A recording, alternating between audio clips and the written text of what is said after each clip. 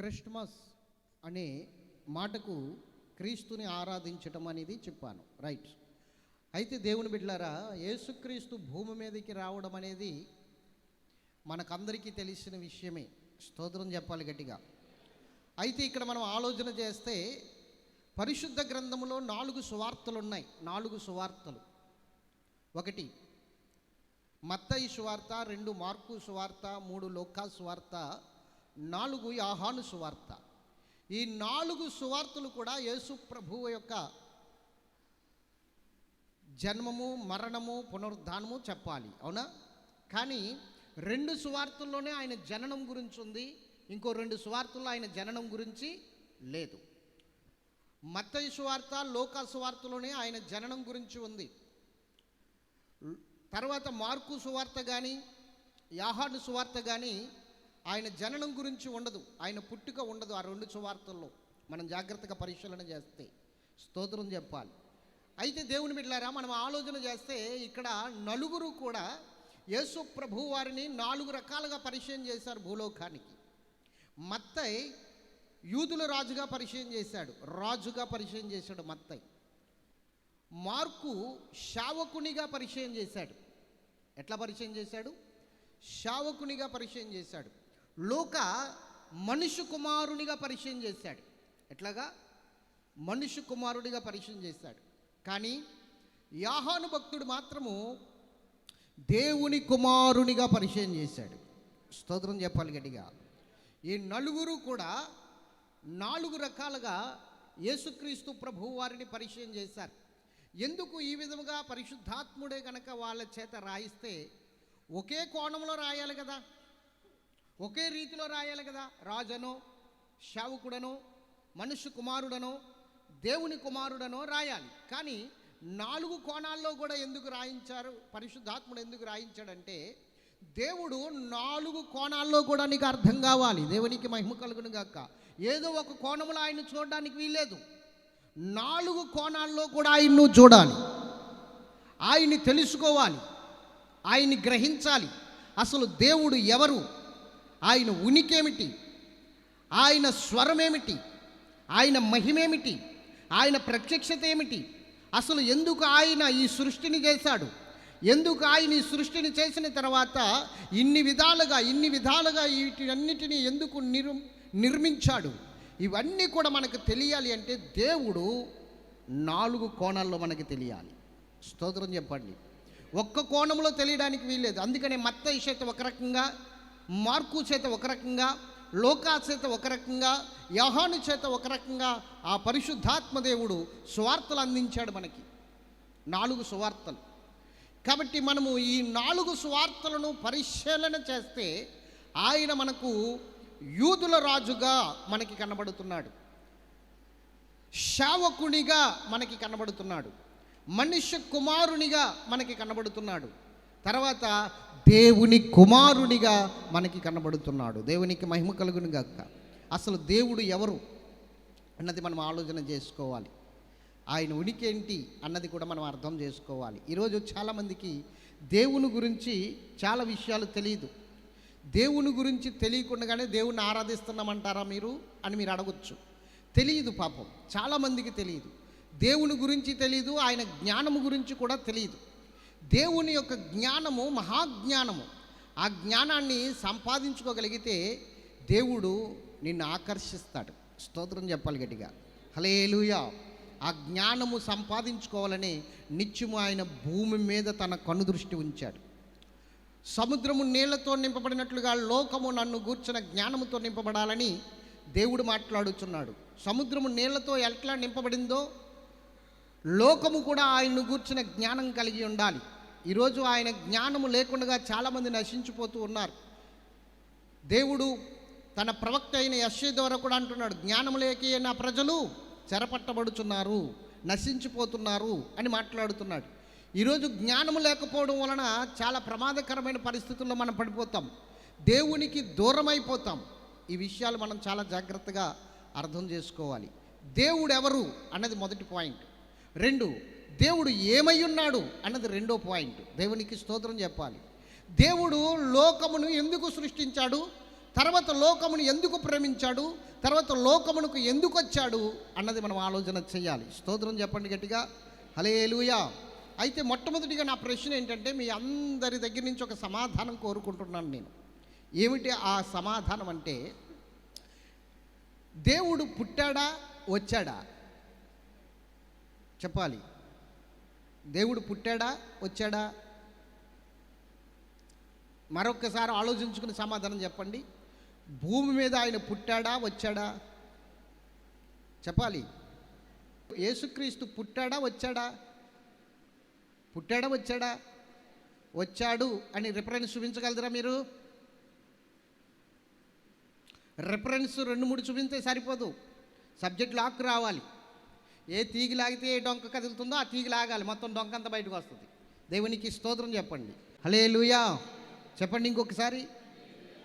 యేసుక్రీస్తు ప్రభువు పుట్టాడా వచ్చాడా అన్నది మనం ఆలోచన చేద్దాం. ఆయన పుట్టాడు, బైబిల్లో ఉంది, కానీ 2000 సంవత్సరాల క్రితం కాదు. 2000 సంవత్సరాల క్రితం కాదు ఆయన పుడతా. బాలుడుగా పుట్టలేదు, ఆయన పుట్టానని చెప్తున్నాడు.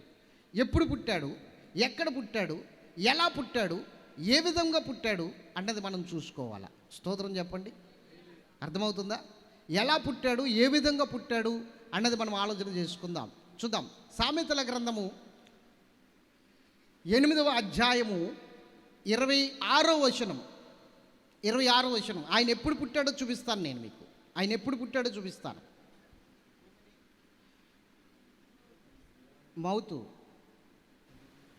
మౌత్ ఆన్ చేయనా? భూమిని దాని మైదానములను ఆయన చేయక మునుపు. ఆయన, ఇక్కడ ఈ మాట అండర్లైన్ చేసుకోండి. ఆయన అన్నాడు. ఇక్కడ చెప్తున్నది ఒకరు. అర్థమవుతుందా? ఈ మాట చాలా పాయింట్, వాక్యం అంతటికి ఇదే మెయిన్ పాయింట్ ఇదే. ఇక్కడ చెప్తున్నది ఇంకొక ఆయన గురించి చెప్తున్నాడు. ఈయన ఇంకొక ఆయన గురించి చెప్తున్న ఆయన ఇంకొక ఆయన గురించి చెప్తున్నాడు. ఏమని చెప్తున్నాడో చూద్దాం. ఆయన చేయక మునుపు భూమిని దాని మైదానములను ఆయన చేయక మునుపు నేలమట్టిని రవ్వంతయు సృష్టించబడక మునుపు నేను పుట్టి తిని. గట్టిగా చప్పట్లు కొడదామా? ఎప్పుడు పుట్టాడు ఈయన? చెప్పాలి నాన్న, ఎప్పుడు పుట్టాడు? ఎప్పుడు పుట్టాడు అన్నది చూస్తే, ఆయన జగత్ పునాది వేయబడక మునుపు పుట్టాడు. ఎక్కడ? జగత్ పునాది వేయబడక మునుపు ఆయన పుట్టాడు. అసలు దేవుడు అంటే అర్థం ఏంటో తెలుసా? త్రిత్వము అనండి. త్రిత్వము. దేవుడు అంటే అర్థం ఏమిటి? త్రిత్వము. లేఖనాల ఆధారాలతో మీకు చెప్తాను. త్రిత్వము అనాలి. త్రిత్వము మరొకసారి అనండి. త్రిత్వము అంటే తండ్రి, కుమార, పరిశుద్ధాత్ముడు, ముగ్గురు కలిసి ఉన్నది త్రిత్వము. స్తోత్రం చెప్పాలి గట్టిగా. ఎవరు సమీపించలేని తేజస్సులో ఆయన మాత్రమే అన్న కాడ ముగ్గురును చూపిస్తుంది. ఎల్, ఎబ్రీ భాషలో ఎల్ అంటే దేవుడు, ఎలోహిం అంటే దేవుళ్ళు అని అర్థం. ఎల్ అంటే దేవుడు. ఎల్ అంటే ఒక్కడే దేవుణ్ణి సూచిస్తుంది. ఎల్ కాదు, ఎలోహిం అనండి. ఎలోహిం అంటే ఒకటికి పైగా ఉన్నారని అర్థం. ఒక్కరికి పైగా ఉన్నారని అర్థం. అందుకని ఎలోహిం. చూడండి, ఎబ్రీ భాషలో ఇక్కడ మనకి తెలుగులో రాయబడిన మాట ఏంటంటే, దేవుడు ఆదియందు భూమి ఆకాశములను సృజించెను. అది ఎబ్రీ భాషలో ఎలోహిం అని ఉంటుంది. ఎలోహిం అంటే దేవుళ్ళు అని అర్థం. గట్టిగా స్తోత్రం చెప్పాలి.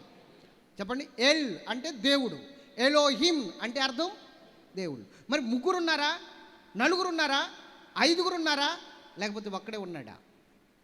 దేవుడు గూర్చిన జ్ఞానం మనకి చాలా అవసరం. ఈ జ్ఞానం లేకపోతే అసలు పుట్టాడో వచ్చాడో కూడా మనకు అర్థం కాదు. ఆయన పుట్టాడో వచ్చాడో కూడా మనకి అర్థం కాదు. ఆయన పుట్టాడో వచ్చాడో తెలియాలంటే ముందు దేవుణ్ణి గూర్చిన జ్ఞానం మనకు కావాలి. ఇక్కడ ఆయన అంటున్నాడు, ఆయన భూమిని చేయక మునుపు, భూమిని దాని మైదానమును ఆయన చేయక మునుపు నేను పుట్టాను అంటున్నాడు. స్తోత్రం చెప్పాలి. ఇప్పుడు మీరు జాగ్రత్తగా ఆలకించండి దేవుని మాటలు. 4 మాటలు చెప్తాను. నేను ఎక్కువసేపు ఏం ప్రసంగం చేయను, సింపుల్గా 4 మాటలు చెప్పి ఈ క్రిస్మస్ సందేశాన్ని నేను ముగిస్తాను. జాగ్రత్తగా వినండి. దేవుడు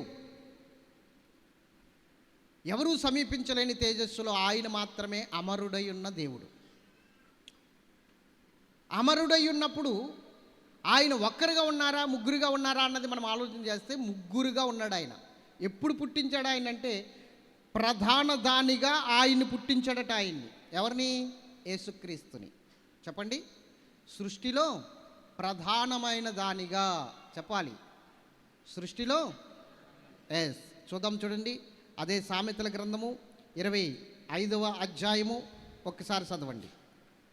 పర్వతములు స్థాపింపబడక మునుపు, కొండలు పుట్టక మునుపు, భూమిని దాని మైదానములను ఆయన చేయక మునుపు, నేల మట్టిని రవంతయు సృష్టింపక మునుపు నేను పుట్టి తిని. 22 చదువునాను.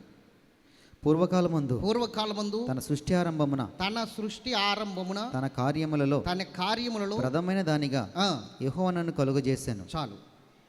నేను మీకు చాలాసార్లు చెప్పాను, మరలా చెప్తున్నాను, దయచేసి వినండి. పూర్వకాలము అనండి, చెప్పాలి.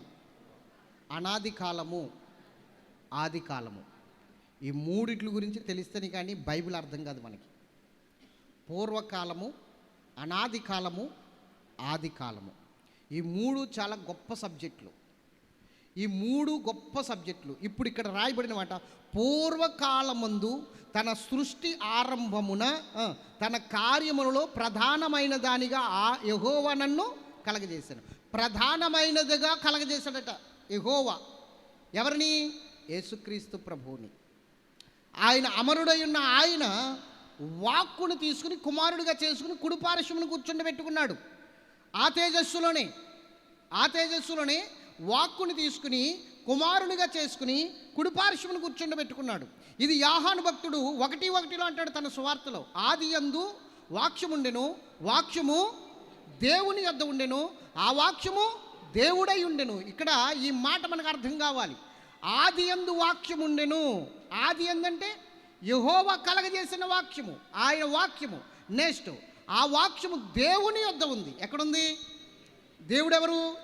యెహోవా. మరి ఈ వాక్యం ఎవరు? దేవుడు కాదా అనుకుంటామేమో అని ఆ వాక్యము కూడా దేవుడే అంటున్నాడు అక్కడ. చెప్పండి. ఆ వాక్యం కూడా దేవుడే. స్తోత్రం చెప్పాలి. ఇప్పుడు ఎంతమంది కనిపిస్తున్నారు మనకి? 2. అవునా? ఒకడు తండ్రి అయిన యెహోవా, తర్వాత వాక్ అయిన దేవుడు. ఆయన ఎవరు? క్రీస్తు. ఎక్కడున్నాడు ఆయన? తండ్రి కుడిపార్శ్వమున ఉన్నాడు. స్తోత్రం చెప్పాలి గట్టిగా. తండ్రి కుడిపార్శ్వమున ఆయన ఉన్నాడు. రైట్. ఇప్పుడు మనం ఆలోచన చేద్దాం. 23వ వచనం చదవండి. 8వ అధ్యాయంలో 23వ వచనం. అనాది కాలం మొదలుకొని. అనాది కాలము చూడండి. ముందు పూర్వకాలం అన్నాడు, తర్వాత ఇప్పుడు ఏమంటున్నాడు? అనాది కాలం. అనాది కాలము మొదలుకుని మొదటి నుండి భూమి ఉత్పత్తి అయిన కాలము పూర్వము నేను నియమించబడితిని. అంటే నేను నియమించబడ్డాను. ఇప్పుడు ఎవరు నియమించారు ఈయన్ని? ఎవరు నియమించారు ఈయన్ని? యెహోవా నియమించాడు. అవునా కదా? దేనికోసం నియమించాడు?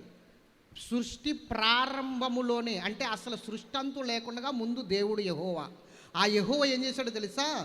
ఆయన సృష్టి ప్రారంభానికి ముందు సృష్టిలో ప్రథమమైన దానిగా యేసుక్రీస్తుని కలగజేసుకున్నాడు. ఆయన గట్టిగా స్తోత్రం చెప్పాలి. యేసుక్రీస్తుని కలగజేసుకుని కుడిపార్శ్వమును కూర్చోబెట్టుకున్నాడు. ఎందుకు కలగజేసుకున్నాడు ఆయన? అసలు ఎందుకు ఆయన నియమించబడ్డాడు? దేనికోసం? ఇక్కడ అంటున్నాడు నేను నియమించబడితిని అంటున్నాడు. అసలు దేనికోసం నియమించబడ్డావయ్యా నువ్వు? దేనికోసం నియమించబడ్డావు? పేతురుకు రాసిన పత్రిక 1వ అధ్యాయము 20వ వచనం. 1 పేతురు 1:20 ఒకసారి చదవండి. ఆయన దేనికోసం నిర్మించబడ్డాడో ఆయన చెప్తున్నాడు. ఆయన జగత్పునాది వేయబడక మునిపే నియమించబడును కానీ. స్తోత్రం చెప్పాలి. ఎప్పుడు నియమించబడ్డాడు ఆయన? నేను నియమించబడ్డాను అంటున్నాడు. ఈయన అంటున్నాడు, పేతురు అంటున్నాడు, జగత్పునాది వేయబడక మునిపే నియమించబడ్డాడు అంటే ఆయన. పేతురు గారు చెప్తున్నాడు ఆయన జగత్పునాది వేయబడక మునిపే నియమించబడ్డాడు కానీ అంటున్నాడు. దేనికోసం నియమించబడ్డాడు అంటే దేవునికి ఒక ఆలోచన ఉంది. ఆ ఆలోచన ఏంటి అంటే మానవుణ్ణి నిర్మించుకోవాలి, మానవుణ్ణి కలగజేసుకోవాలి, మానవుణ్ణి నేను సృష్టించుకోవాలి. రెండు ప్రధాన కార్యాలు మానవుణ్ణి సృష్టించుకోవడానికి కారణాలు, రెండు ప్రధాన కారణాలు ఏంటంటే, ఒకటి, దేవుడు అత్యున్నతమైన ప్రేమ కలిగిన వాడు. ఆయన ప్రేమ వెల్లడి అవ్వాలి అంటే ఆ ప్రేమ అనుభవించేవారు ఉండాలి. మొట్టమొదటిగా ఎవరు ఉండాలి? ఆ ప్రేమ అనుభవించేవారు ఉండాలి. అప్పుడు ఆ ప్రేమ అనుభవించిన వారు ఈయన ప్రేమామయుడు అని చెప్పగలుగుతారు. నేను ప్రేమామయుడు అని చెప్పుకుంటే ఎట్లా కుదురుతుంది? ఆ ప్రేమను అనుభవించిన వారు చెప్పాలి సాక్ష్యం. ఈయన ప్రేమామయుడు, ఈయన పరిశుద్ధుడు, ఈయన నీతిమంతుడు అని అనుభవించిన వారు చెప్పాలి కదా. అందుకని అనుభవించిన వారు ఉండాలని మానవుడిని నియమించుకున్నాడు ఆయన. దేవునికి స్తోత్రం చెప్పాలి. ఇది మొదటి కారణం. రెండవ కారణం, దేవాది దేవుడు ఆత్మయున్నాడు. ఏమై ఉన్నాడు? దేవుడు ఆత్మ కనుక ఆయన ఆరాధించేవారు ఆత్మతోనూ సత్యముతోనూ ఆరాధించాలి. దేవుడు ఆత్మ కనుక ఆయన ఆరాధించేవారు ఎలా ఆరాధించాలి? ఆత్మతోనూ సత్యముతోనూ. ఇప్పుడు ఆయన ఆరాధించేవారు ఆత్మతో సత్యముతో ఆరాధించాలి. ఆయన ఆత్మ కనుక ఆయనకు ఒక దేహం కావాలి, ఆయనకు ఒక ఇల్లు కావాలి, ఒక గృహం లేదా ఒక ఆలయం, అది మనమే అవ్వాలి. అందుకనే మనకి ఈ శరీరాన్ని అమర్చాడు. దేవునికి స్తోత్రం చెప్పాలి. ఈ రెండు కారణాలతో మానవుని నిర్మించుకోవాలనుకున్నాడు. అయితే రెండు కారణాలు కూడా గొప్పవే. దేవుని ప్రేమ అనుభవించాలి, రెండు, ఆయనకు నివాస స్థలముగా ఉండాలి.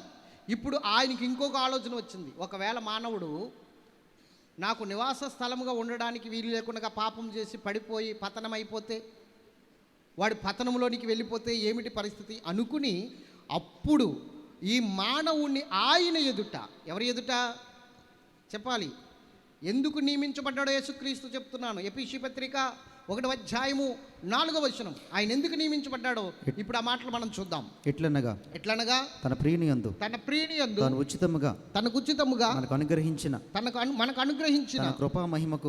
కృపా మహిమకు కీర్తి కలుగునట్లు తన చిత్త ప్రకారమైన దయా సంకల్పము చొప్పున యేసుక్రీస్తు ద్వారా, జాగ్రత్తగా వినాలి, యేసుక్రీస్తు ద్వారా తనకు కుమారులుగా స్వీకరించుటకై, తనకు కుమారులుగా అనండి. ఎవరి ద్వారా? యేసుక్రీస్తు ద్వారా తనకు కుమారులుగా స్వీకరించుటకై మనలను ముందుగా తన కోసం నిర్ణయించుకుని మనము తన ఎదుట పరిశుద్ధులమును. ఎవరి కోసం నిర్ణయించుకున్నాడు? ఇప్పుడు నేను నియమించబడితిని అన్నాడు కదా. దేనికోసం నియమించబడ్డాడు? పేతురు గారు చెప్పారు కదా, జగత్పునాది వేయబడక మునిపే ఆయన నియమించబడ్డాడని. దేనికోసం నియమించబడ్డాడు? ఇప్పుడు ఇక్కడ చెప్తున్నాడు దేనికోసం నియమించబడ్డాడో. ఇప్పుడు చెప్తున్నాడు యెహోవా ఎందుకోసం నియమించాడు ఆయన్ని, ఎందుకోసం ఏర్పాటు చేశాడు ఆయన్ని. వాక్కైన దేవుణ్ణి ఎందుకు ఆయన కుడి పార్శ్వమును కూర్చుండి పెట్టుకున్నాడు ఆయన. అలా కూర్చుండి పెట్టుకోవడానికి కారణం ఏమిటి అన్నది చూస్తే ఇప్పుడు సబ్జెక్టులోనికి వచ్చాం. ఏమిటి ఆ సబ్జెక్టు? చదవండి. తన ఎదుట పరిశుద్ధులమును, జాగ్రత్తగా వినాలి, పరిశుద్ధులను నిర్దోషులమై ఉండవలెనని జగత్తు పునాది వేయబడక మునిపే ప్రేమ చేత ఆయన క్రీస్తులో మనల్ని ఏర్పరచుకున్నాడు. దేవునికి స్తోత్రం చెప్పండి. అందుకు ఏర్పరచుకున్నాడు. ఇప్పుడు మనము తప్పు చేసి పాపం చేసి దేవునికి విరోధమైన దుష్కార్యం చేసి నరకానికి వెళ్ళిపోకుండా మరలా దేవుని దగ్గరికి రావడానికి ఎలా రావాలి? పరిశుద్ధులుగా, నిర్దోషులుగా, నిష్కలంకులుగా ఆయన ఎదుట నిలబడడానికి అనండి. ఇప్పుడు మనకి కావలసిన మార్గము యేసుక్రీస్తు. ఆయన రావాలి, మనల్ని అందరినీ మరలా దేవుని దగ్గరికి ఎలా తీసుకెళ్ళాలో తెలుసా? కోల్పోయిన పరిశుద్ధత, కోల్పోయిన నిర్దోషత్వము, కోల్పోయిన ఆ ప్రేమ మరలా మనము కలిగి ఆయన దగ్గరికి వెళ్ళడానికి ఈయన అవసరం. అందుకనే ఈయన ఏం చేశాడో తెలుసా? కాలము పరిపూర్ణమైనప్పుడు, చెప్పాలి, కాలము పరిపూర్ణమైనప్పుడు, స్తోత్రం చెప్పాలి గట్టిగా, ఆయన ఈ లోకానికి ఆయన్ని పంపించాడు. ఎవరిని? తండ్రి అయిన దేవుడు కుమారుడైన క్రీస్తుని పంపించాడు. స్తోత్రం చెప్పాలి గట్టిగా. నేను ఫస్ట్లో వాక్యాన్ని అపార్థం చేసుకున్నాను. దేవుడు ఒక్కడే అని బోధించేవాడిని నేను ఫస్ట్లో. తర్వాత దేవుడు ఏం చేశాడంటే నన్ను సరిచేయటం మొదలుపెట్టాడు. వాక్యానుసారంగా సరిచేయటం మొదలుపెట్టాడు. నేను అంటాను, సరిచేయబడిన వాడు ధన్యుడు. స్తోత్రం చెప్పాలి గట్టిగా. హల్లెలూయా. చాలాసార్లు నన్ను చాలా ప్రలోభాల్లోకి తీసిపోయారు చాలామంది. కొంతమంది మన సంఘమే గొప్ప, మన సంఘం తప్ప ఏ సంఘం ఎత్తబడదని ఒక భ్రమలోకి, భూమి మీద ఉన్న సంఘాలు వ్యర్థమని ఇంకో భ్రమలోకి, ఇలాంటి భ్రమల్లోకి నన్ను నడిపించారు చాలామంది. స్తోత్రం చెప్పాలి.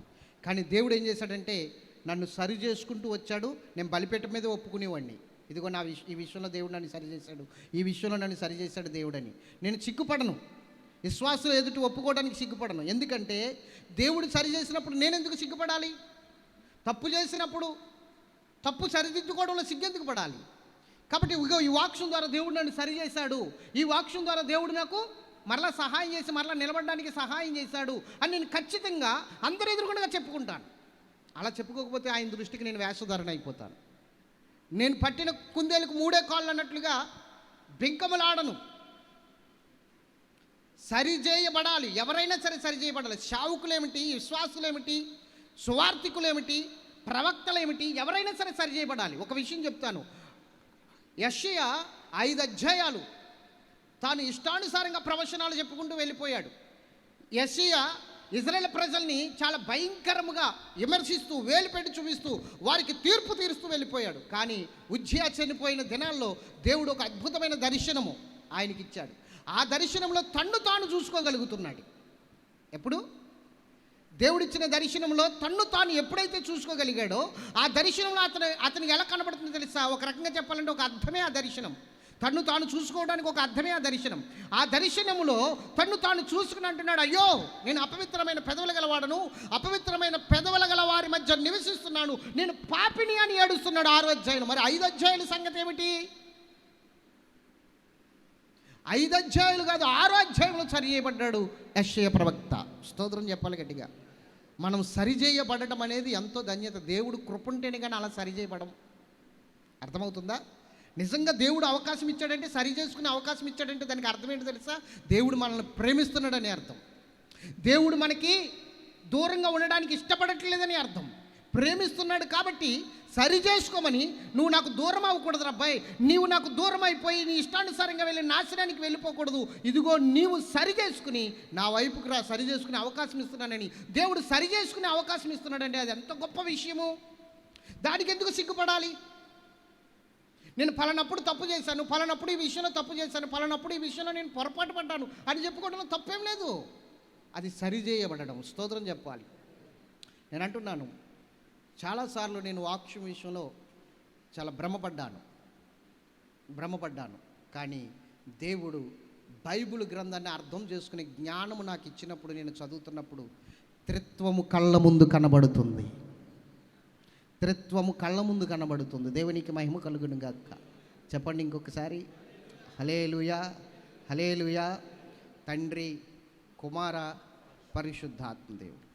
ఆలోచన చేద్దాం. తండ్రి, కుమార, పరిశుద్ధాత్మ దేవుడు. ఓకేనా?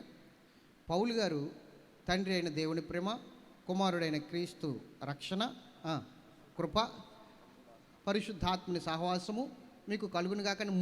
ముగ్గురిని కూడా సెపరేట్గా ఎందుకు చెప్తున్నాడు? అక్కడ సెపరేట్గా చెప్పవలసిన పనేంటి? ఇది కూడా మనం ఆలోచించాలి.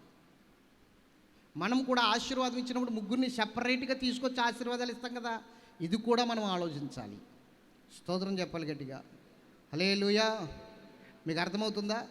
ముగ్గురిని సెపరేట్గా తీసుకొస్తున్నాం కదా, ఇది కూడా మనకు అర్థం కావాలి. ఇప్పుడు ఈ వాక్యాన్ని బట్టి మనం ముందుకు వెళ్తే, ఒకటే, ఆయన నన్ను నియమించెను అన్న మాట ఒకసారి ఆలోచించండి. ఆయన అంటే ఈ వాక్యం అబద్ధం అవ్వదు కదా, అబద్ధం కాదు కదా. 2, ఆది యందు వాక్యం ఉండెను, వాక్యము చెప్పాలి దేవుని యొద్ద ఉండెను, ఆ వాక్యము దేవుడై ఉండెను. మరి ఇది అబద్ధం కాదు కదా. దేవుని యొద్ద వాక్యం ఉంది, ఆ వాక్యం కూడా దేవుడే. ఇది అబద్ధం కాదు కదా. స్తోత్రం చెప్పాలి. కాలము పరిపూర్ణమైనప్పుడు ఏం జరిగిందో తెలుసా? 14వ వచనం, అదే యోహాను 1వ అధ్యాయం 14. ఆ వాక్యము, స్తోత్రం చెప్పాలి, ఆ వాక్యము శరీరధారి అయి కృపా సత్య సంపూర్ణునిగా మన మధ్య నివసించును. గట్టిగా చప్పట్లు కొడదామా? చెప్పండి. ఇప్పుడు ఆ వాక్యము శరీరధారిగా, ఏ వాక్యాన్ని అయితే దేవుడిగా నియమించుకుని కూర్చుండి పెట్టుకున్నాడో ఆ వాక్యమే ఇప్పుడు ఎక్కడికి వచ్చాడు? మరి ఇప్పుడు ఆయన పుట్టాడా వచ్చాడా చెప్పాలి? పుట్టాడా వచ్చాడా? ఆయన ఎప్పుడో ఎప్పుడో ఎప్పుడో నియమించబడ్డాడు. ఇప్పుడు పుట్టడం ఏంటండి? 2000 సంవత్సరాల క్రితం పుట్టడం ఏంటండి? అలా మనము ప్రకటన చేస్తుంటే మతోన్మాదులు అంటున్నారు, దేవుని గురించి తెలియని వారు అంటున్నారు, మీ దేవుడు 2000 సంవత్సరాల క్రితమే ఉన్నాడు. మా దేవుళ్ళు వేల సంవత్సరాల క్రిందట, కోట్ల సంవత్సరాల క్రిందట నుంచి ఉన్నారంటున్నారు. ఇక్కడ భేదం ఎలా వస్తుందంటే మీ మా, ఇది భేదం.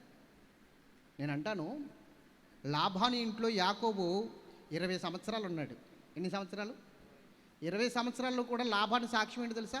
మీ దేవుడు అంటున్నాడు కానీ మన దేవుడు అనలేదు.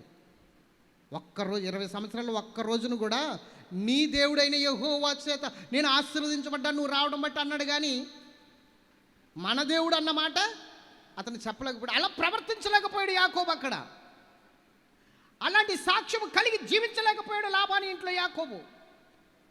అలాంటి బ్రతకలేకపోయాడు. కేవలం నొల్లుకోవడం కొరకు, కేవలం సంపాదించుకోవడం కొరకు, కేవలం వైపుని సంపాదించుకోవడం కొరకు లైఫ్ని దారపోసాడు కానీ దేవుడు ఈయనే అని చెప్పలేకపోయాడు. మనందరికీ ఒక్కడే దేవుడు అని చెప్పలేకపోయాడు. తన సాక్ష్యాన్ని నిలుపుకోలేకపోయాడు. వాళ్ళకి మాదిరిగా ఉండలేకపోయాడు. ఈరోజు మనం కూడా అలాగే ఉన్నాం కాబట్టి ప్రజలు ఏమంటున్నారు తెలుసా? మీ మా అంటున్నారు కానీ ఒక్కడే అని మాత్రం చెప్పలేకపోతున్నారు. గట్టిగా స్తోత్రం చెప్పండి. ఎందుకు? మన సాక్ష్యాన్ని నిలుపుకోలేకపోతున్నాం గనక, మనము వారి దగ్గర ప్రవర్తించవలసిన తీరు బాగోలేదు గనక. ఆలోచించు, ఈరోజు మన దేవుడు అంటున్నాం కానీ అందరి దేవుడు అని చెప్పలేకపోతున్నాం. స్తోత్రం చెప్పండి గట్టిగా. హల్లెలూయా. ఇప్పుడు ఇద్దరు వ్యక్తులు, ఒక అన్యుడు క్రైస్తవుడు దెబ్బలాడుకుంటున్నారు అనుకోండి, వాళ్ళు ఎవరిని తీసుకొస్తారో తెలుసా? వాడు అంటాడు మీ దేవుడు ఇదే నేర్పిడా అంటాడు. మా దేవుడు ఎలాంటి ఏం నేర్పలేదు అంటాడు. వీళ్ళు జ్ఞానం ఉన్న వాళ్ళు కూడా ఏమంటారు? మా దేవుడు ఇలాంటి. మరి మా మీ ఏముంది ఇక్కడ తేడా? మనం కూడా యాకోబుల్లాగానే బ్రతుకుతున్నాంగా, అలాంటి జీవితమే జీవిస్తున్నాంగా. ఆలోచించండి. ఈరోజు దేవుని సన్నిధిలో నేను చెప్తున్నాను, యేసుక్రీస్తు ప్రభువారు 2000 సంవత్సరాల క్రితం పుట్టిన వ్యక్తి కాదు, భూమి పుట్టక మునిపే ఉన్న వ్యక్తి. స్తోత్రం చెప్పాలి గట్టిగా.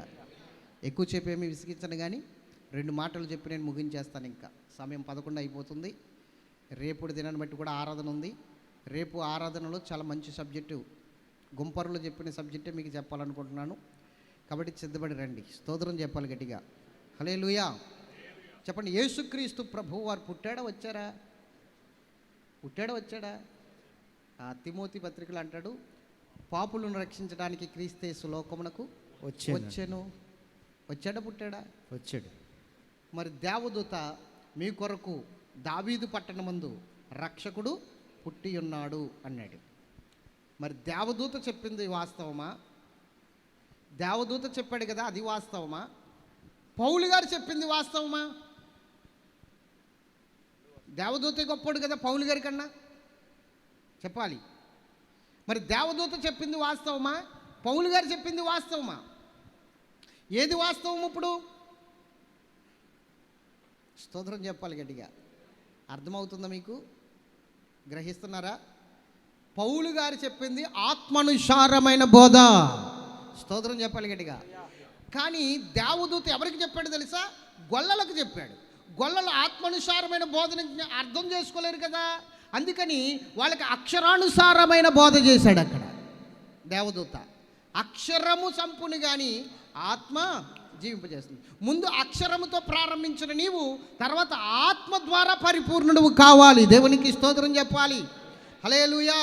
ముందు అక్షరము ద్వారా ప్రారంభించిన నీవు ఆత్మ ద్వారా పరిపూర్ణుడు కావాలి. అక్షరం ద్వారానే ప్రారంభించాను, తర్వాత ఆత్మ ద్వారా దేవుడు జ్ఞానము నేర్పి నన్ను ప్రతి విషయంలో సరి చేసుకుంటూ ముందుకు వచ్చాడు. స్తోత్రం చెప్పాలి గట్టిగా.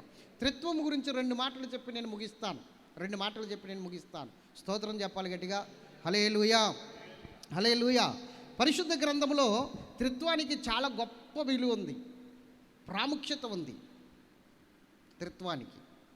ఆమేన్ చెప్పండి. ముగ్గురు అనడానికి రుజువు ఉంది.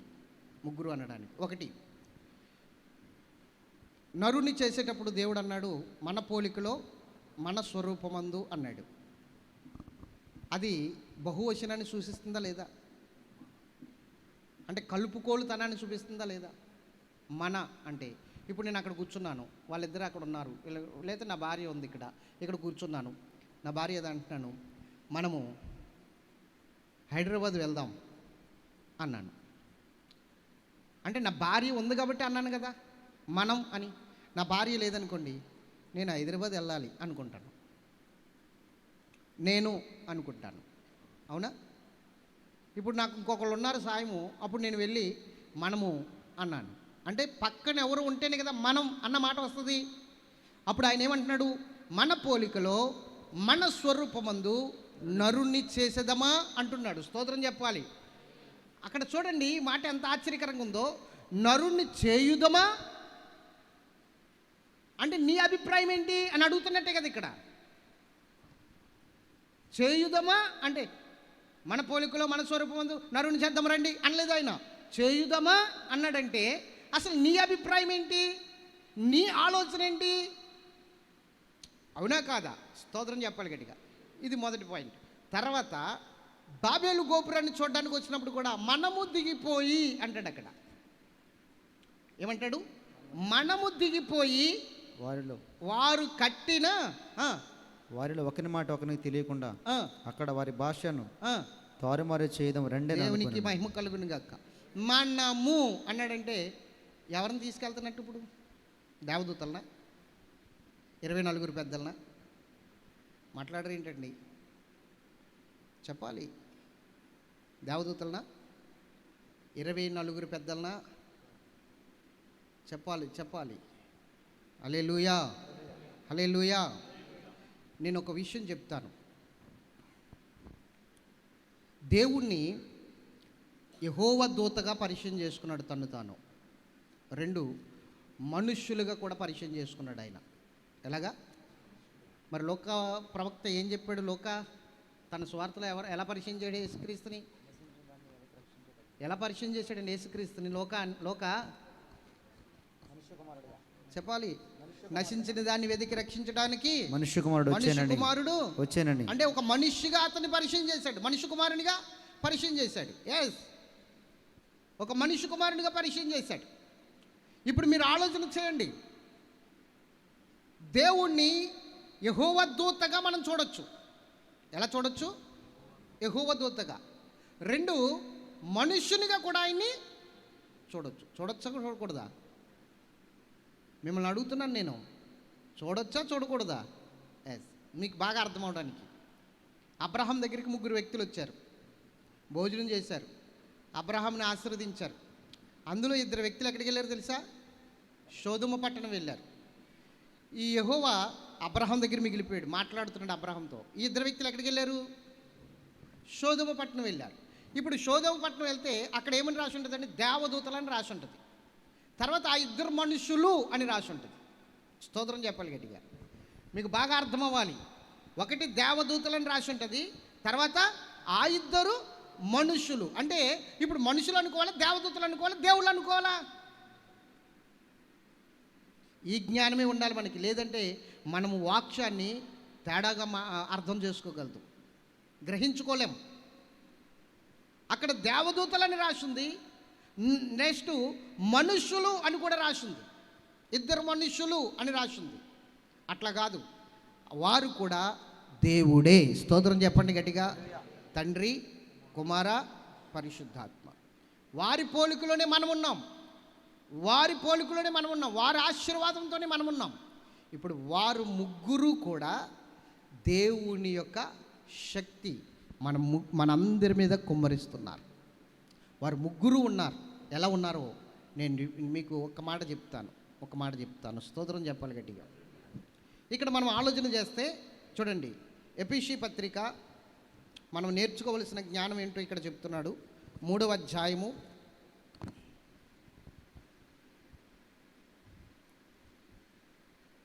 అందరూ తీసారా? 12వ వచనం ఒకసారి మనము చదువుదాం. ఆయన యందలి విశ్వాసము చేత ఆ, ధైర్యమును ఆ, నిర్భయమైన ప్రవేశమును ఆ, ఆయనను బట్టి ఆ, మనకు కలిగి ఉన్నవి. ఆ, కాబట్టి మీ నిమిత్తమై ఆ. నాకు వచ్చిన శ్రమలను చూచి మీరు అధైర్యపడవద్దని వేడుకొనుచున్నాను. ఒకసారి నేను మీకు చెప్తాను. దేవునికి మహిమ కలుగును గాక. అదే 3వ అధ్యాయంలో 8వ వచనం గాని చదవండి కింద. దేవుడు మన ప్రభు అయిన క్రీస్తు యేసునందు చేసిన నిత్య సంకల్పము చొప్పున పరలోకములో ప్రధానులకును అధికారులకును సంఘము ద్వారా తన యొక్క నానా విధములైన జ్ఞానము ఇప్పుడు తెలియబడాలని ఉద్దేశించి శోధింప సఖ్యము కాని క్రీస్తు ఐశ్వర్యమును అన్యజనులలో ప్రకటించుటకును సమస్తమును సృష్టించిన దేవుని యందు పూర్వకాలము నుండి మరుగై ఉన్న ఆ మర్మమును గూర్చిన ఏర్పాటు ఎట్టిదో అందరికిని తేటపరచుటకును పరిశుద్ధులందరిలో అత్యల్పుడనైన నాకు ఈ కృప అనుగ్రహించను. దేవునికి మహిమ కలుగును గాక. ఇప్పుడు మనం ఆలోచన చేద్దాం. దేవుని జ్ఞానము సంఘానికి ఎంత అవసరం అంటే, పరలోకంలో ఉన్న వారికి లేదు దేవుని జ్ఞానం. అది సంఘము ద్వారా పరలోకంలో ఉన్న వారికి ప్రకటన చేయాలని దేవుని ఉద్దేశం. అంత జ్ఞానం సంపాదించుకోవాల్సిన సంఘం ఈ రోజున మనకి ఎలాగా అర్థమైతే దేవుడు అలా అర్థం చేసేసుకుంటున్నాం. ఇదే మనం చేస్తున్న మొదటి తప్పు. దేవుడు మనకు ఎలా అర్థమవుతే అలా అర్థం చేసుకోవడం కాదు. దేవుడు మనకు అర్థం కావాలంటే పరిశుద్ధాత్మ దేవుడు మనకు సహాయం చేయాలి. అందుకు పరిశుద్ధాత్మ దేవుడు కావాలి మనకి. ఈ మర్మము అపోస్తలుడైన పౌలుకి తెలిసింది. ఎలా తెలిసింది? ఏ విధంగా తెలిసింది? పరిశుద్ధాత్మ దేవుని ద్వారా. స్తోత్రం చెప్పాలి గట్టిగా. ఇప్పుడు తండ్రి అయిన దేవుడు యేసుక్రీస్తు ప్రభువుని మానవుల రక్షణ నిమిత్తమై నియమించాడు. జగత్పునాది వేయబడక మునిపే. ఒకటి ఆయన పని అయిపోయింది. ఇప్పుడు పరిశుద్ధాత్మ దేవుడిని ఎందుకు నియమించాడు? మొట్టమొదటిగా ఆయన సృష్టించింది యేసు ప్రభువునే. తర్వాత పరిశుద్ధాత్మ దేవుడిని ఆయన నిర్మించుకున్నాడు. ఎందుకు నిర్మించుకున్నాడు? ఈ ఒక్క విషయం చెప్తాను, జాగ్రత్తగా వినండి. ఎందుకో చెప్పనా? పరిశుద్ధాత్మ దేవుని జ్ఞానము ద్వారానే, ఆయన సహాయం ద్వారానే యేసుక్రీస్తుని మనం సొంత రక్షకునిగా అంగీకరించాలి. ఆయన్ని అంగీకరించిన తర్వాత ఆ పరిశుద్ధాత్మ దేవుని ద్వారా దేవుని మర్మాలను మనము శోధించాలి. స్తోత్రం చెప్పండి. ఎలాగా చెప్పండి. ఎప్పుడైతే పండు తిన్నాడో ఆదాము అవ్వ వీళ్ళిద్దరూ పండు తిన్నారో దేవుని జ్ఞానం కాస్త పోయింది. ఇంక వాళ్ళకి మానవ జ్ఞానం వచ్చింది, లోక జ్ఞానం వచ్చింది. దేవుని జ్ఞానం పోయింది, ఏమొచ్చింది? లోక జ్ఞానం వచ్చింది. ఆ లోక జ్ఞానము వలన వారు దేవునికి పూర్తిగా దూరం అయిపోయారు. అప్పుడు పరిశుద్ధాత్మ దేవుడు అవసరం. జగత్పునాది వేయబడక మునిపే యేసుక్రీస్తు అవసరం ఆయనకి ఎలా ఉందని తెలిసిందో, అలాగే పరిశుద్ధాత్ముడు అవసరం కూడా వాళ్ళకి అవసరమని ఆయనకు ముందే తెలిసి పరిశుద్ధాత్ముని కూడా ఏర్పాటు చేసుకున్నాడు ఆయన. స్తోత్రం చెప్పాలి గట్టిగా. హల్లెలూయా. ఏర్పాటు చేసుకుని ముగ్గురు కలిసి సృష్టిని చేశారు. ముగ్గురు కలిసి ఇందులో ఈ సృష్టిలో తండ్రి పాత్ర ఉంది, కుమారుని పాత్ర ఉంది, పరిశుద్ధాత్ముని పాత్ర ఉంది. అలాగని మీరు గమనించాలి, ఈ ముగ్గురు లేకుండా ఏది కలగలేదు. అందుకని కలిగి ఉన్నది ఏదియో ఆయన లేకుండా కలగలేదని యేసుప్రభు గురించి కూడా రాయబడి ఉంది. కలిగినదంతా ఎవరి వల్ల కలిగింది? ఆయన వల్లే కలిగింది. ఎలా కలిగింది? మరి తండ్రి అయిన దేవుడు లేడా? ఆయన ఉన్నాడు. ఆయన ద్వారా ఈయన కలగజేశాడు. స్తోత్రం చెప్పాలి గట్టిగా. యేసుక్రీస్తు ద్వారా యేసుక్రీస్తును సృష్టించుకుని ఈయన ఆలోచన చెప్పడం, ఆయన ఏర్పాటు చేయడం, ఈయన ఆలోచన చెప్పడం, ఆయన నిర్మించడం. ఇది దేవుని సబ్జెక్టు. దేవునికి మహిమ కలుగును గాక. హల్లెలూయా. ఇంకొకసారి చెప్పండి, హల్లెలూయా. కాబట్టి ఇంకా విషయాలు, లోతైన విషయాలు చెప్పాలంటే ఇది సమయం కాదు. కాబట్టి చెప్తున్నాను, పరిశుద్ధాత్మ దేవుడు ఎందుకు అవసరం? యేసుక్రీస్తు అంటే ఆయన రక్తంలో కడగబడాలి కాబట్టి, ఆయన అంగీకరించాలి కాబట్టి ఆయన అవసరం. ఓకే, మరి పరిశుద్ధాత్మ దేవుడు ఎందుకు అవసరం? ఆయన ఎందుకు కలగజేసుకున్నాడు? ఆయన ఎందుకు ఏర్పాటు చేసుకున్నాడు? ఆయన అంటే పరిశుద్ధాత్మ దేవుడు దేవుని మర్మాలను మనం తెలుసుకోవడం కోసం పరిశుద్ధాత్మ దేవుణ్ణి మనకి ఏర్పాటు చేశాడు, ఆయన మనకిచ్చాడు. దాన్ని దత్తపుత్ర ఆత్మ అన్నారు. ఏమన్నారు? దత్తపుత్ర ఆత్మ అన్నారు. ఆత్మ సంచుకరువు అన్నారు. దేవునికి స్తోత్రం చెప్పాలి. అది మనము పొందుకుంటే ఆ విషయాలన్నీ బయటపడతాయి. మీకు బాగా అర్థం అవడానికి నేను చెప్తాను. నా మనస్సులో ఉన్న సంగతులు నాకు తప్ప ఎవరికైనా తెలుస్తాయా? 22 సంవత్సరాలు నాతో కాపురం చేసిన 25 సంవత్సరాలు, రేపు 21వ తారీఖున మాకు సిల్వర్ జూబ్లీ. స్తోత్రం చెప్పాలి. ఆగూరు గారు క్రిస్మస్ రోజున మాకు సిల్వర్ జూబ్లీ.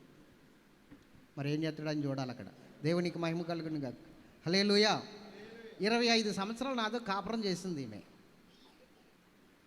నా హృదయంలో ఉన్నది ఆవిడ చూడగలనా? నా హృదయంలో ఏమనుకుంటున్నాను ఆవిడికి తెలుసా? చెప్పరే. ఎందుకు? నా మనసులో ఉన్నదేంటి? 25 సంవత్సరాలు నాతో ఉంది, నా శరీరంలో శరీరముగా చెప్పాలి, నా శరీరంలో ఒక శరీరముగా. అవునా కదా? ఇద్దరం ఒకటే అని దేవుడు చెప్పాడు, వేరు కాదని దేవుడు చెప్పాడు. అలాగైనా కూడా నా విషయాలు, నా మనస్సులో ఉన్న విషయాలు ఆమెకి తెలియదు. అలాగనే ఆమె విషయాలు నాకు తెలియదు. తెలుస్తాయా? అలా తెలిస్తే ఎప్పుడూ అర్థమైపోతారు ఆడవాళ్ళందరూ కూడా. దేవునికి మహిమ కలుగును గాక. ఎవరైనా అర్థమవుతారు కానీ అర్థం అవ్వరట. అర్థం చేసుకుంటే ప్రయత్నం చేస్తే పిచ్చోడు అయిపోతాడు. అస్సలు చేయకండి ఎప్పుడు కూడా. దానంత తప్పు ఇంకోటి లేదు. దేవునికి మహిమ కలుగును గాక. ప్రయత్నించకండి, అలాగే వెళ్ళిపోండి వెనకాలంతే.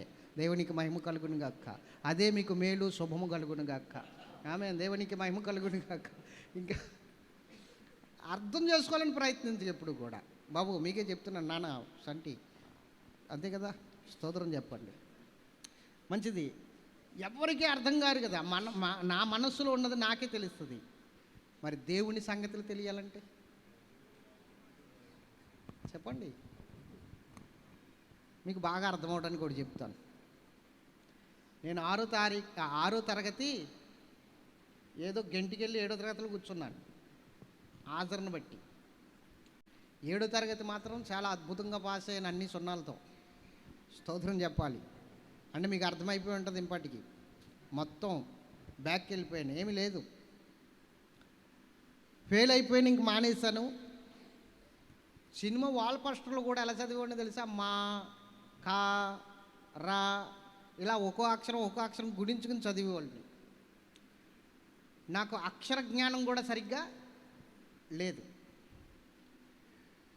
మరి ఈరోజు దేవుని గూర్చిన మాటలు ఎలా చెప్పగలుగుతున్నాను? బైబిల్ ఎలా చదవగలుగుతున్నాను? చెప్పండి. నన్ను 2-3 అడిగారు. వాక్యం చెప్పడానికి ఊరు వెళ్తే 2-3 అడిగారు, మీరు బైబిల్లో డిప్లొమా చేశారా అని అడిగారు. ఆయన దగ్గర కూడా ఒక ఆయన అడిగినట్టుగా ఉన్నట్టు. స్తోత్రం చెప్పాలి గట్టిగా. వీళ్ళ అల్లుడి గారు అడిగారు, మీరు బైబిల్లో డిప్లొమా చేశారని అడిగారు. బైబిల్లో డిప్లొమా? అసలు బైబిల్లో డిగ్రీ అంటేనే నాకు తెలియదు. బైబిల్ చదువుతాను, దేవుడు నాకు ఏదో బయలుపరుస్తాడు, అది చెప్తాను. కానీ మహా జ్ఞానులందరూ కూడా ఈరోజు అంటున్నారు, మీరు ఎంత చదువుకున్నారు సార్ అని అడుగుతున్నారు. నేనేం చదివానని చెప్పను. నేను ఎలా చెప్తే వాళ్ళు నోరు ఆగలేస్తున్నారు. కాదు మీరు అబద్ధం చెప్తున్నారు అంటున్నారు. నేను అబద్ధం చెప్పవలసిన అవసరం నాకు లేదు. ఇలా అల్లుడి గారు కూడా అదే మాట అన్నారు, అబద్ధం చెప్తున్నాడు అన్నారు. నేను అబద్ధం చెప్పవలసిన అవసరం ఉంది, ఆయన కూడా అన్నాడు అబద్ధం చెప్పవలసిన అవసరం లేదు, ఆయన చదివింది అదే. మరి ఏమిటి ఇప్పుడు ఈ విషయాలన్నీ నాకు ఎలా తెలుస్తున్నాయి? ఈ జ్ఞానం అంతా ఎక్కడది? ఇది నువ్వు పొందుకోవడానికే పరిశుద్ధాత్మ దేవుణ్ణి ఆయన ఏర్పాటు చేసుకున్నాడు. తీయండి, కొరింథీయులకు రాసిన మొదటి పత్రిక 2వ అధ్యాయము. చూడనా? దేవుడు తను ప్రేమించే వారికి. ఇంకా కిందకి. మనకైతే దేవుడు వాటిని తన ఆత్మ వలన బయలుపరిచున్నాడు. ఆ ఆత్మ అన్నిటినీ దేవుని మర్మములు కూడా పరిశోధించున్నాడు. ఒక మనుషుని సంగతులు, అది ఒక మనుషుని సంగతులు అతనిలోనున్న మనుష్యాత్మకి గాని నా సంగతులు నాకు తప్ప మనుషులలో మరి ఎవరికి తెలియదు. దేవునికి స్తోత్రం చెప్పండి. నా భార్యకి తెలియదు నేనేమనుకుంటున్నానో లోపల, నా బిడ్డలకు తెలియదు నేనేమనుకుంటున్నానో లోపల, నా స్నేహితులకు తెలియదు నేనేమనుకుంటున్నానో లోపల. నేను చెప్తేనే కానీ వాళ్ళకి తెలియదు. ఒక మనుష్యుని సంగతులు మనుషులో ఉన్న తనకే తప్ప బయటి వారికి ఎలాగూ తెలియదో, అలాగే నెక్స్ట్ దేవుని సంగతులు దేవుని ఆత్మకే గాని దేవుని ఆత్మకు తప్ప మరి ఎవరికి తెలియదు. గట్టిగా చప్పట్లు కొడదామా? ఇప్పుడు దేవుని సంగతులు ఎవరికి తెలుసు? అది ఇప్పుడు దేవుని ఆత్మ ఎందుకు? పరిశుద్ధాత్ముడు ఎందుకు? యేసుక్రీస్తు అయితే మన రక్షణ కోసం ఆయన నియమించబడ్డాడు. మన పాపాలని తీసివేయడం కొరకు, తండ్రి అయిన దేవుని దగ్గర పరిశుద్ధులుగా, నిర్దోషులుగా, నిష్కలంకులుగా నిలబెట్టడం కొరకు ఆయన ఏర్పాటు చేయబడ్డాడు. మరి పరిశుద్ధాత్మ దేవుడు ఎందుకు? ఆయన విషయాలు, ఆయన గురించి, ఆయన జ్ఞానం, ఆయన మర్మాలు మనకి చెప్పడానికి ఆయన కావాలి. అందుకే ఆయన నియమించబడ్డాడు. ఆత్మ మూలముగానే ఇవన్నీ బయలుపరచబడతాయి. పరిశుద్ధాత్మునికి విలువ ఇవ్వాలి. అందుకని యేసుప్రభు ఏమన్నాడో తెలుసా? నేను వెళ్ళకపోతే ఆయన మీ యొద్దకు రాడు. ఎందుకో చెప్పనా? ఆయన మీ యొద్దకు వచ్చినప్పుడు మిమ్మల్ని సర్వసత్యములోనికి నడిపిస్తాడన్నాడు. ఆయన ఎక్కడికి నడిపిస్తాడు? ఎందుకు?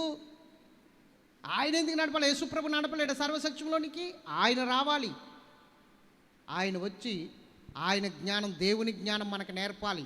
ఆయన మర్మాలు మనకు తెలియజేయాలి. అప్పుడు మనం సర్వసత్యంలోనికి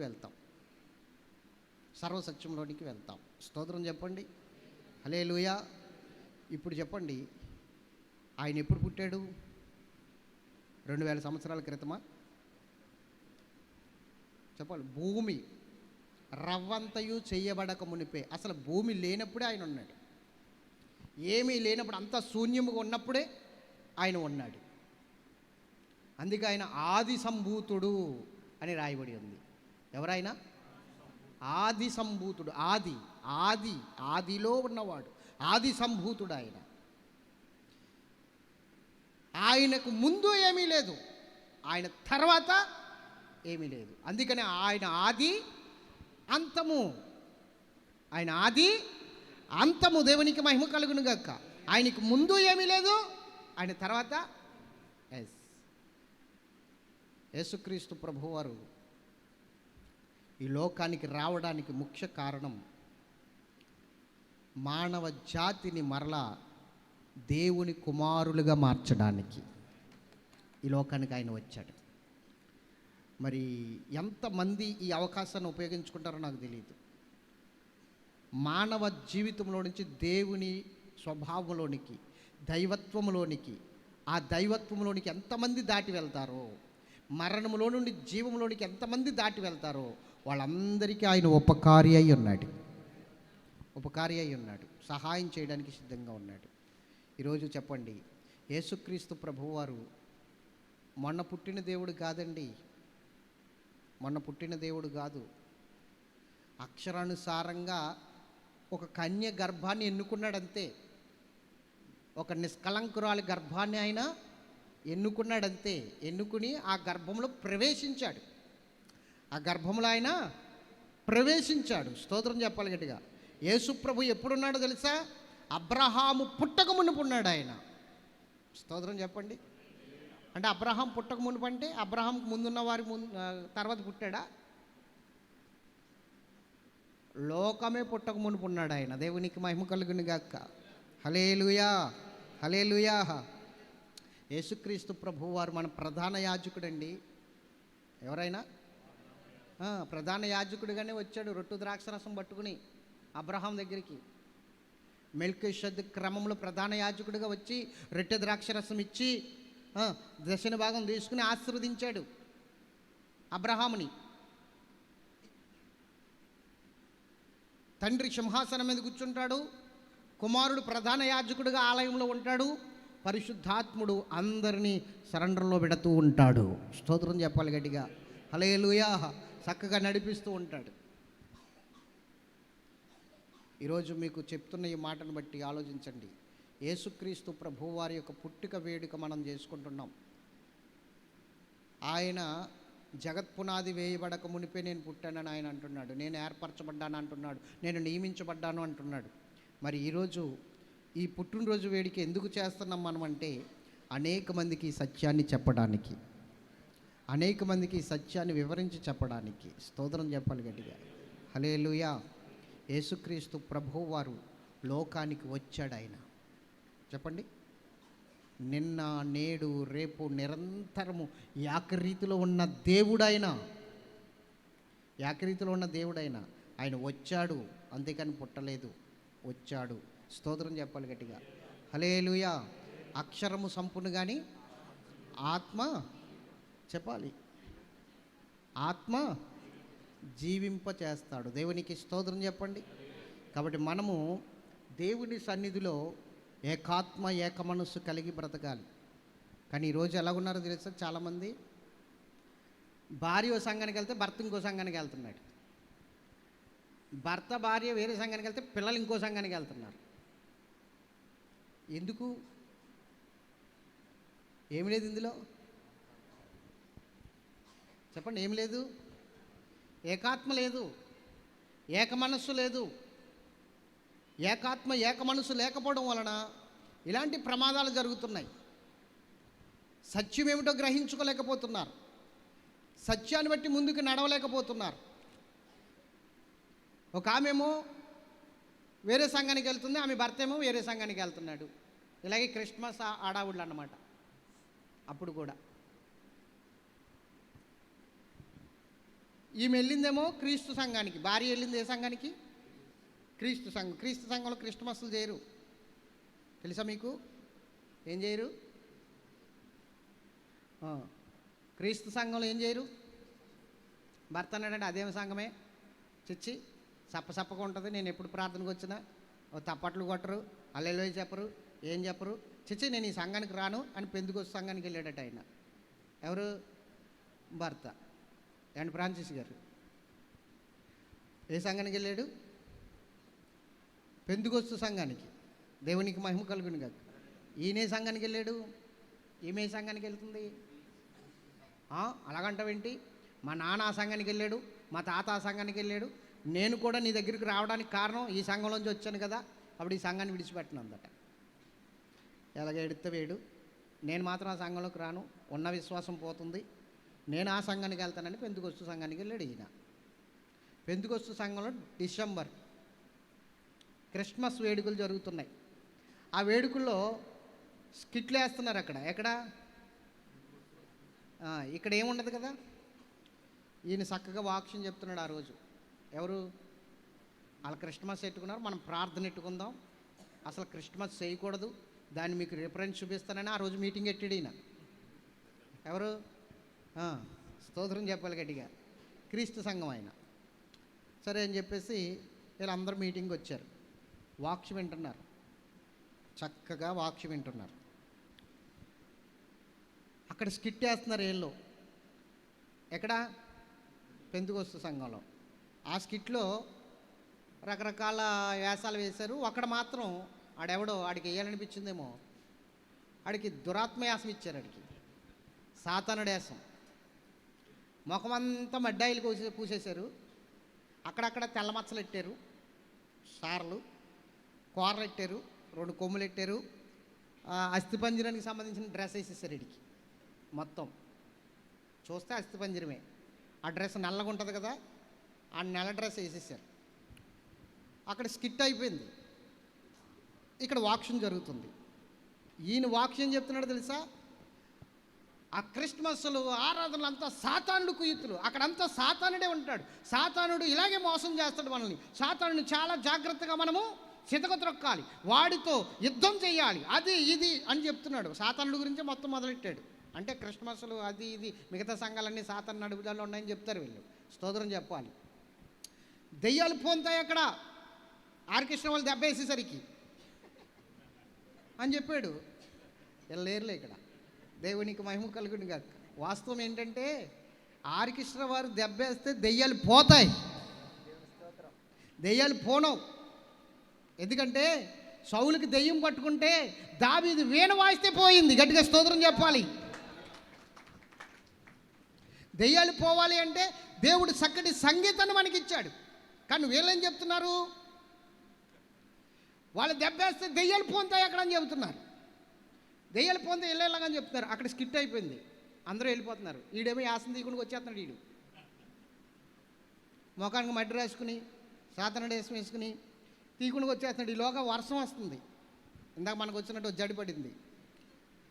అందరికీ వర్షం వస్తే తడిసిపోతానేమో అని చెప్పేసి ఈడేం చేశాడు, క్రీస్తు సంఘంలోకి వచ్చి అలా డోర్ కాడ నిలబడ్డాడు.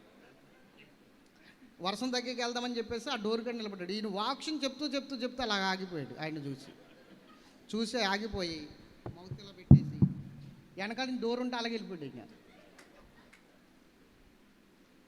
పాస్టర్ గారు ఏంటి ఇలాగ వెళ్ళిపోయారు, పాస్టర్ గారు ఎందుకు వెళ్ళిపోయారు ఇలాగని చెప్పేసి అందరూ వెనక్కి తిరిగి చూశారట. వెనక్కి తిరిగి చూసి ఒకళ్ళ మీద ఒకళ్ళు పడిపోయి కింద మీద పడిపోయి ఈ డోర్ నుంచి ఒకడు, ఆ డోర్ నుంచి ఒకడు, ఈ డోర్ నుంచి ఒకడు, ఆ డోర్ నుంచి ఒకడు ఈ పాస్టర్ గారిని తిట్టుకుంటూ వెళ్ళిపోయారట. వీడికి బుద్ధి లేదు, సాతానుడి గురించి చెప్పాడు, ఆడేమో వచ్చేసాడు ఇక్కడికి అని చెప్పేసి తిట్టుకుంటూ ఎవరికాళ్ళు వెళ్ళిపోయారు. వెళ్ళిపోతే ఒక ఆవిడ మాత్రం స్పృహ లేకుండా నిద్ర అవుతుంది. అలా నిద్ర అవుతుంటే ఈయన మాట్లాడతలేదు కదా, ఈయన మాటలు జోలపాటలాగా ఉన్నాయి. ఈమెకి ఎప్పుడైతే సైలెంట్గా ఉందో మెలకు వచ్చింది. ఈమెకి మనకు సైలెంట్గా ఉంటే నిద్ర ఆడుతుంది. ఇప్పుడు సైలెంట్ చాలామంది ఉంటారు సంఘంలో, సైలెంట్ ఉంటే నిద్ర అట్టదు, వాక్యం చెప్తుంటే నిద్ర అట్టేస్తుంది కొంతమందికి. అలాగా మీకు నిద్ర పట్టేసింది, మొత్తం అంతా ఎక్కడికో వెళ్ళిపోయింది. సంఘంలో ఏ సప్పిడి లేకపోయేసరికి అప్పుడు మెలకు వచ్చి చూసింది. అయ్యో ప్రార్థన అయిపోయినట్టుగా ఉంది, అందరూ వెళ్ళిపోయారు, ఎవడు నన్ను లెగ్గొట్టలేదు, నన్ను లెగ్గొట్టాలి కదా, పాస్టర్ గారు అయినా లెగ్గొట్టాలి కదా, వెళ్ళిపోయాడేటీనా అనుకుని సర్లే వెళ్దామని చెప్పేసి ఇలా తిరిగిందండి వెనక్కి. ఎవరున్నాడు అక్కడ? మళ్ళీ ఇలా తిరిగి లెగిసి బైబిల్ ఇలాగా ముడుచుకుని సంగలో పెట్టుకుని ఆడి దగ్గరికి వెళ్తుంది. ఎవరి దగ్గరికి? ఆడి దగ్గరికి వెళ్తుంది. వెళ్ళి ఇదిగో నేను ఎప్పుడు వాక్యమని తెలుసా, నీ గురించి చెప్తున్నాడని నిద్రపోయాను నేను ఎప్పుడు వాక్యమేనో, నీకు తెలీదా నా గురించి, నేను ఎలాంటి దాన్నో నీకు తెలీదా?